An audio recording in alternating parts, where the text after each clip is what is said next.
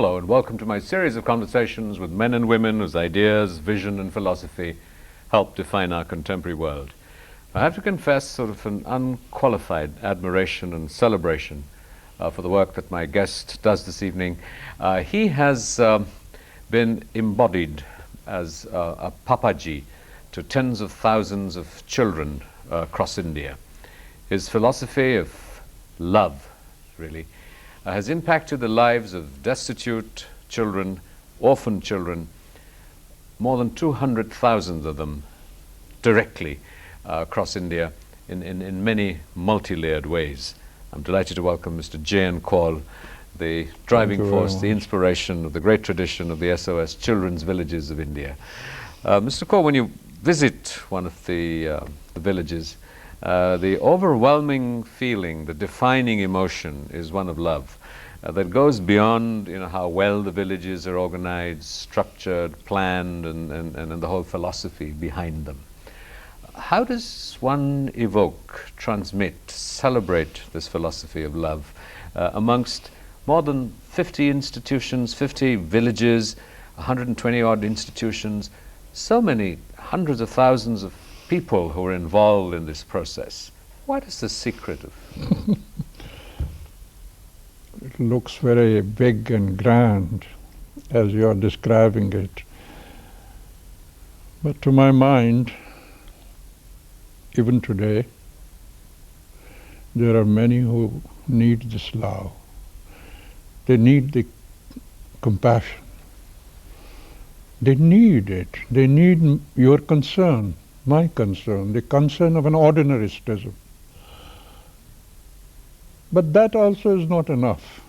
Compassion and concern is not enough. It is needed. Without it, we can't go ahead. What is needed is care, action on the ground. Translate this compassion and concern into action. What does this child need? I think the greatest discovery that human beings have made is the family, where the roots of civilization lie. And all this because of love, the mother. Roots and wings. You have well, that was a sort of a title of a film I was privileged to make on the SOS Villages. Yes. But tell me that you have been able to create institutional structures that provide this a balance to a large number of children, because traditionally the ideal was seen as to get children who don't have families to be adopted, and then you get surrogate families. You have expanded that philosophy so that you now have children who live in villages, strengthening motherhood, and strengthening motherhood. Who have a mother, 7, 8 children, living with that mother, also fostering relationships, brother, sister, mother, and you are of course the Jagat Papaji. Very often when you create these these institutions, many of these emotional elements are lost. What is the secret of you being able to sustain this emotion of love with so many different elements? It's not lost. The more you see into it, it grows. What is the secret behind this? The process is of growth. The point is that you should not be kind of, how do I describe it? Blown away. No. You have to be focused. You have to be a realist. You have to understand life, what it is. But a large component of this life, what we are living today, is very valuable, highly valuable. I would not sell myself for 1 crore or 5 crores or Arabs, no. Because life is something much more than that. When a child hugs you, you can't pay any price for this. It's not a film on the screen. It's an expression of one's love. Love is undefinable. You can't define it. It's God. Nobody has seen it. You can experience it. And this experience, where this word Papaji started? In green fields, 40 years back. That's your village close to Delhi, Yes, amongst the very first one. villages, yes. The first one. And still my first love. Love cannot be first and second and third. But as I said, this experience is so vital that you have to be realist. You have to value good administration. You have to value good accounting. You have to have constant assessment. How can I reach out to many? You can't reject, I love people, therefore I don't need anything else. I need instruments to work with the. But for me, all this, the administration, the accounting, which is absolutely important, all these are instruments for me. For instruments to achieve my focus, the focus of my organization. And one thing which is extremely important, it should never go into your head that I have done it. No, no. From the first day, honestly, the number of workers, the highest credit that I give always, though I have received large honors from the state, from the organization, national, international, I have always said, this is this mother who is the real fulcrum, who runs who expresses love. This is very important, the whole thing. Because this child, when he says, Amma, something comes to his heart. He can express himself to this woman. I can give you many examples, sometimes miracles that have happened in the children's villages. I had a boy who had lactose allergic. He couldn't take milk, ordinary milk. So the doctor advised he must have the mother's milk. Breast milk, yes. Mm-hmm. So I'm looking for a vet nurse who can come and who can. 3 days I was in great pains running in Delhi from one hospital to the other, nurses, and I come home and Mimi, my wife, tells me, don't worry, Shanti has given milk to him.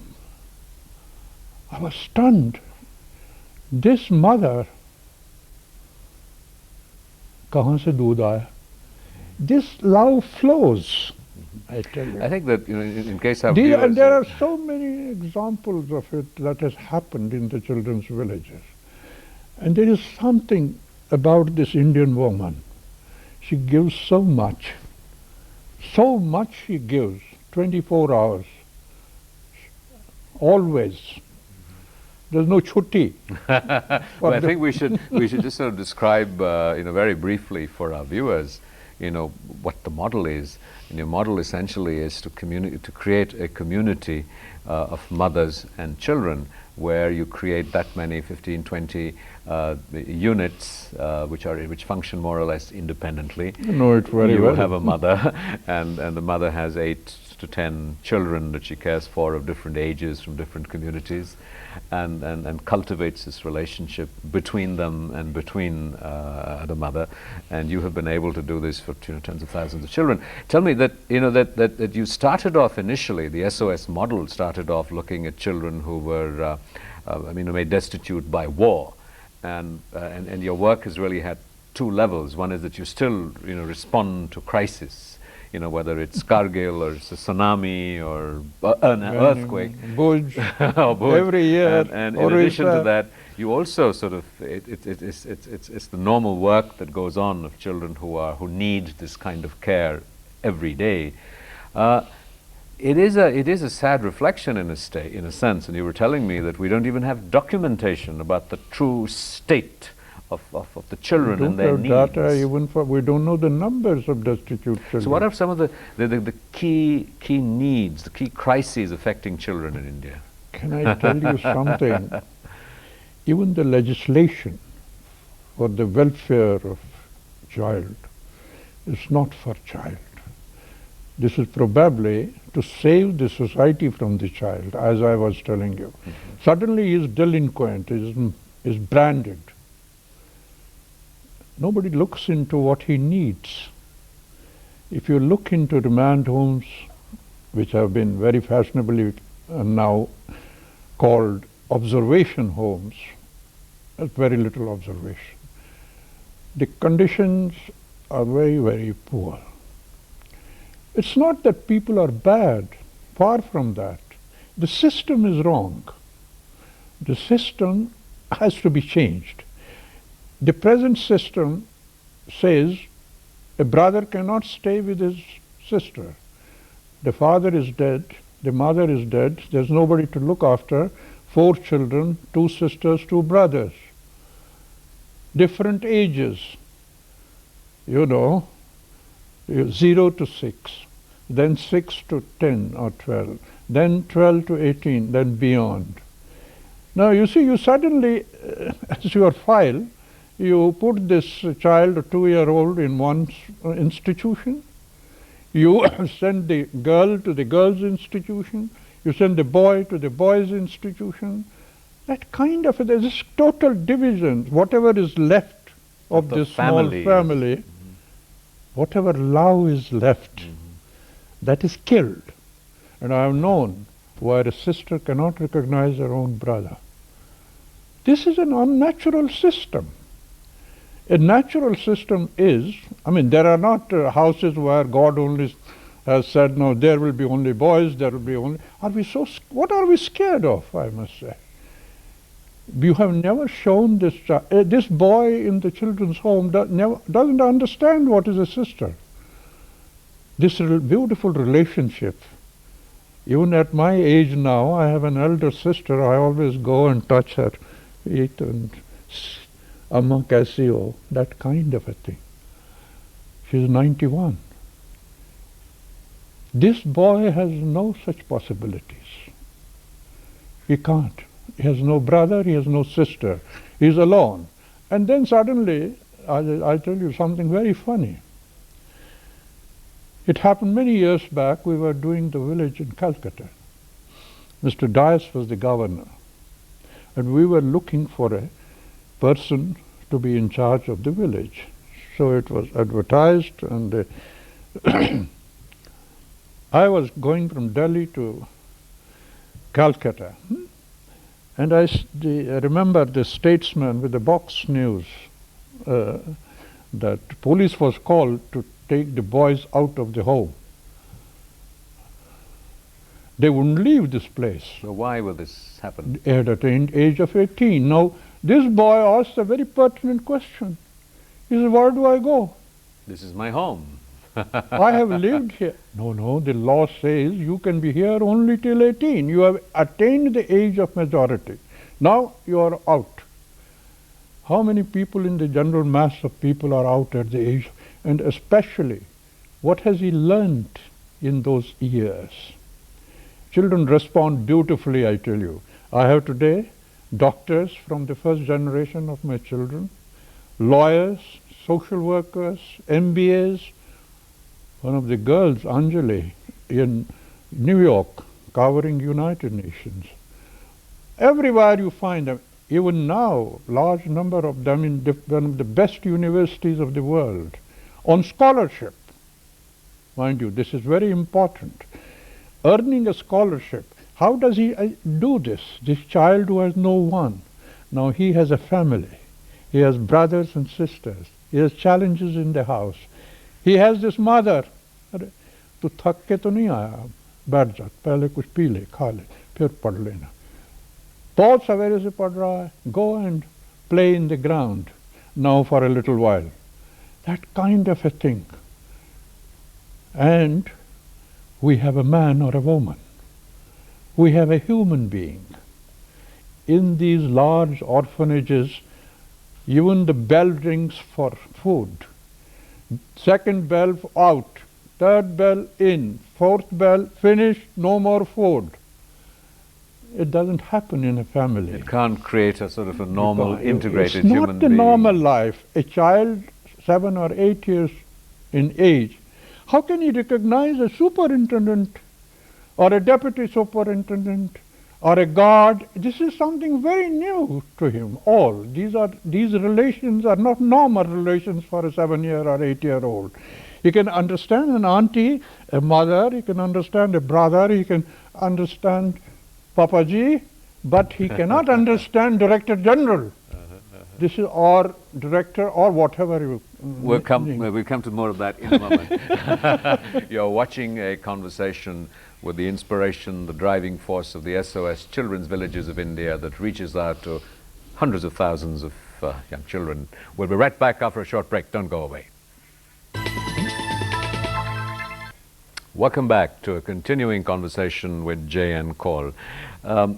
A fear, a concern in a way of the institutional mechanisms is that the model of the SOS villages is so, how do I put it, is financially intensive. It costs a lot of money per child to create these systems and structures. And of course that, your work has demonstrated that money is extremely well spent. However, in a society with limited resources, and unfortunately we are a market-driven economy where even the social sector is expected to be in some ways market-driven, how is a society now, with diminishing spending in the social sector, to administer and look at issues like this? Market-driven, that is the word you used. What is the final product? Look at it purely from the economic angle. Show me one orphanage that has produced in India doctors, lawyers, teachers, nurses, businessmen, fighting force at Kargil, 31 of my boys. This is a very good investment. Talking purely in terms of market, your market logic of the business. market economy. It's not, it adds to the value of your economy. It's a good investment. It is because you love this child. You care for him. You don't let him be an outsider. Mera kya jata hai? Meri kisne parwah ki hai? Why should I care? You are also saving the society from a possible, I don't like the word. Criminal or whatever. I don't like the unsavory word. element. But it's not bad economics. Even if you look at purely, leave apart human love and all that what I am talking about. Without that, I lose. I may have millions, but if I don't have a nice heart, I think there is something drastically missing in me. I'm not a full man. But talking purely your market economy, this is a sensible approach. That kind of, and the institutions run are very expensive. If you look at it, and the product is very poor. I would suggest to look into more and more families. That is where comes the strengthening motherhood, strengthening families. And for the last few years we have started this throughout the country.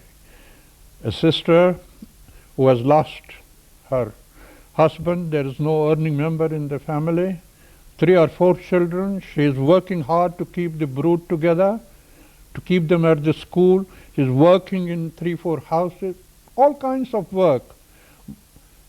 Now strengthen this woman, because she is taking care of so that these children are not on the street, not living tomorrow at the expense of the state, and becoming nothing practically. But in the sense that we seem to be the discourse. And often, and there are very large numbers about it, not very far from here, Palwal. We have identified large number of families in the contiguous 13 villages, as and a very small help, not a dole, an assistance, not a dole. For what? To keep the child in the school, uniforms, school fees, a little good, better food.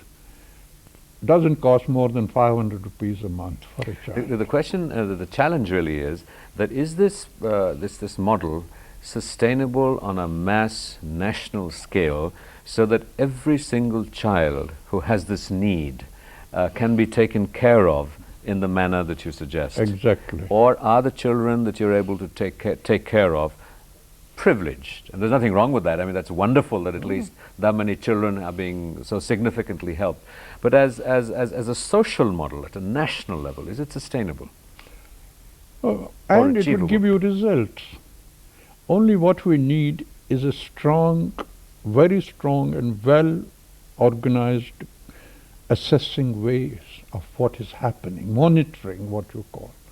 Not a police force, but a highly trained who can really tell you where this boy is going. How can a good elder brother to this woman, kahan tak bacche ja rahe? Is the financial administrative model on such a mass scale to address all the millions of students, we have young started people? Roughly about 6,000. We want to double it to about 11, 12,000. Has money ever been a problem for you to find the resources to do what you do? To be very honest, no. Whatever we have wanted to do, after good planning and thinking what results it will bring and how it will bring, consistent with our SOS ideals, money has not been a problem for SOS Children's Villages of India. What about issues of... and it has created another picture of SOS Villages which probably should be noticed now. It has created a revolution of love among thousands of people who just answer your appeal. Only day before yesterday, a gentleman walks into my office and says, I want to sponsor 6 children, completely, calls out Sara, jitna kharcha hai. I say, what attracted you to come to, how did you find this? He has already visited Greenfields, he has already gone to Bhimtal, a beautiful place I was describing you. He said, I want to do something. And there are hundreds and thousands of sponsors now. What does it take to sponsor a child? What is the cost per child? How much do you need? 6,000 rupees a year. A year. And that takes care of everything, literally. You know, another concern in initiatives such as yours is one of, and I shouldn't really raise this, you're only 80 years young and about to score a century, not too long from now, but I think is one of succession, that very often wonderful institutions and initiatives are created and are led by a charismatic, passionate, feeling, caring human being, and then it begins to disintegrate, or that that the model is so dependent on an individual that it cannot easily be replicated.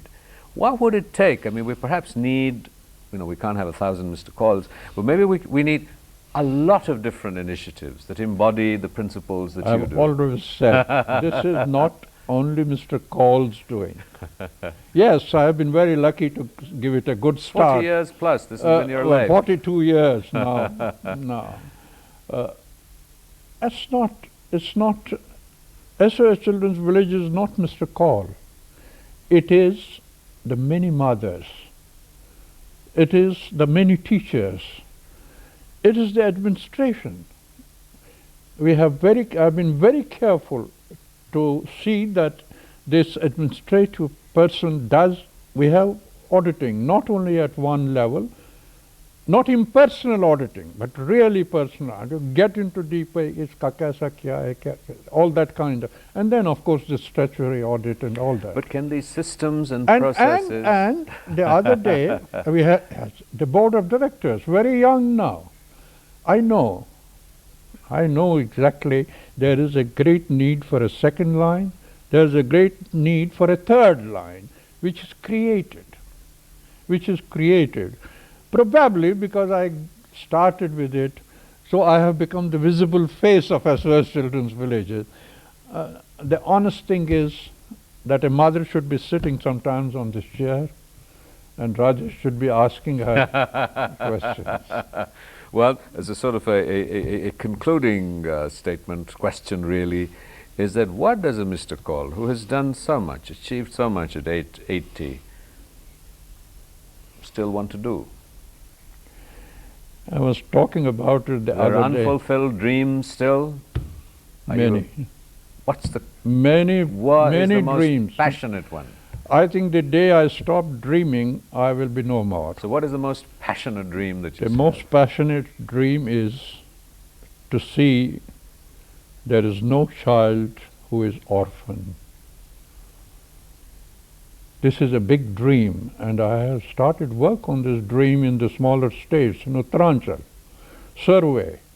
See that we reach to this child and do something about it. Give him a home, give him the mother, brothers and sisters, give him the school, and that kind of a thing, with many citizens involved in this kind of a thing. Mr. Kaul, thank you very much. This has been a great blessing.